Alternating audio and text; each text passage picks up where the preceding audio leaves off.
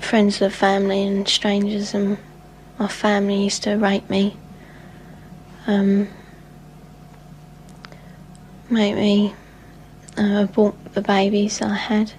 It would be hard to imagine more misery and suffering than what Teresa says she's had to endure. And us kids would be made to do things with the adults and the animals, and then a sacrifice would happen. The sacrifice, were these animal sacrifices? Animals and people. On what scale do you think this was happening? Enormous, far beyond what we've ever heard of here before. Teresa's mother, Bridget. You're talking about mass murder? Yes, on a scale that this country's never heard of before. Like the old people's homes there, only these are... For the first time, Teresa is learning what it's like to live with love instead of fear. Pretty though.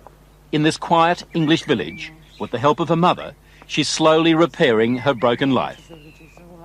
Teresa is now 15, but at the age of 2, she was left in the care of this woman, the grandma she called Nan, and that, she says, is when her torment started. Who was the leader? Who was the boss of the gang, of the cult? At home it was my Nan. Your Nan made you have sex with animals? Yeah. Like goats and donkeys. The story of Teresa is a story almost too horrible to recount. A case of child abuse that goes well beyond the kind of things we normally associate with the abuse of children. In 27 years of reporting, it has to be one of the most painful stories I have ever had to tell. How many men or how many people would have sex with you? What, at one time? Yes. About everyone who was there, which must have been about 20. You know, from 10 to 20 people. If it was a big ceremony, it used to be 30. What would your grandma be doing when these men were forcing themselves on you? Usually laughing. Or smiling. Or having sex with another man. Or other men. A chronicle of debauchery and depravity so horrific it's hard to believe.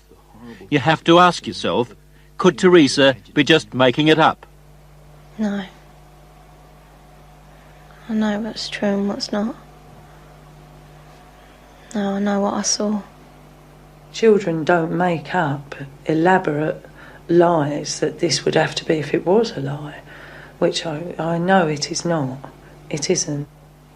This couldn't be a terrible dream, a nightmare that you're reliving? No. It's no dream. It's a nightmare, but it's not one you can wake up from.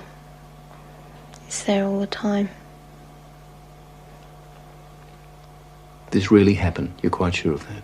Yeah. The police don't think Teresa made up a story. Some of the cult members are to stand trial. 5 men have been charged with rape.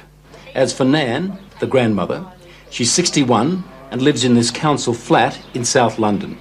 She's charged on 7 counts of aiding and abetting rape and 2 counts of performing abortions on Teresa. If you're finding this hard to believe, so did I at first. But then there are the medical reports, evidence of sustained sexual abuse. And there's this, a statement prepared for 60 Minutes by Teresa's psychiatrist. It says, "In my opinion, Teresa's account is not the product of a psychotic illness, nor the figment of a fertile imagination.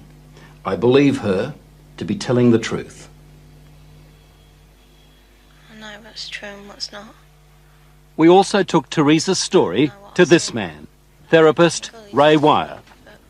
He reads a transcript of our interview and listens to her voice. It's no dream.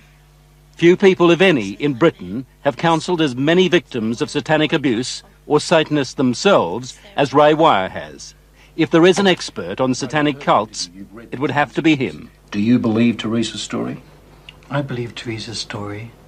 It's exactly the same story as I've heard from men who says they've done it. You've dealt with other cases like hers? Yes. 21 cases like hers, he says, in the past 2 years alone. Themes like they were put in boxes with spiders and worms, where they were trapped in fear, where there was a high use of excrement and urine, where there was talk of human sacrifice. Take just one of those rituals, putting children in boxes with spiders and worms. Now, listen to what Teresa told her mother. And they had a coffin-like box that children were put in with spiders and snakes and the lid shut and left in there. I would have come out deranged. I could not have coped with that mentally at all. You have evidence to back up stories like Teresa's, that this Yes. is really happening? Well, we have that age of child, 6, 5 and 4, giving information that ties up with Teresa. How do those children know? How do those children able to describe rituals, to talk about ceremonies, to talk about sacrificing animals?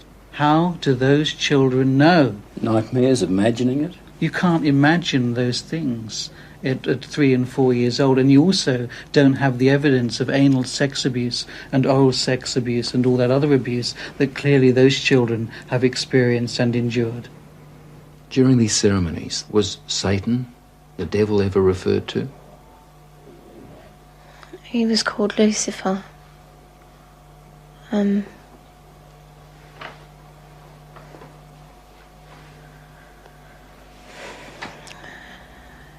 What did they say about the devil, about Lucifer? That killing the people made him happy. Sacrifices to please the devil. Used to talk about According to Teresa, the worst rituals took place at a house somewhere in the country. it was big, expensive. From the front it looked like a castle. It had a long drive and big double wooden doors. Do you think they were rich people then? Very rich.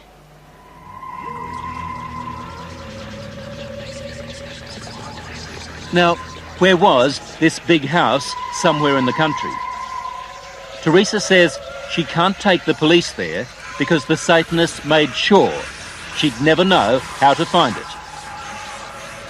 Teresa was always drugged, or on a couple of occasions she says she was knocked out, so that she never fully knew the route. There was a tramp who was brought in once, and he was killed. He was cut from his throat down to his stomach, and they ate him, or bits of him. They killed a man at a ceremony Yeah, in front of you? yeah, in front of all of us. Did the tramp, did this man fight back? No, I think he was, drunk or something. He seemed really dopey. He was laughing a lot when he was brought in. And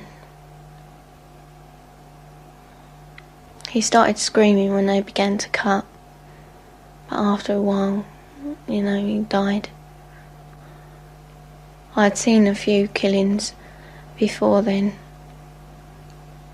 Although I wasn't used to it, that was the worst one. I really don't know what I thought. I suppose I thought, thank God it's not me. Let me get this right now. Are you saying that you saw more than one person killed in that house? Yeah. I've seen loads of babies killed there. Just newborn babies. Or aborted ones, which were only small. 4-year-olds. Any age, really. Did they ever say they might kill you?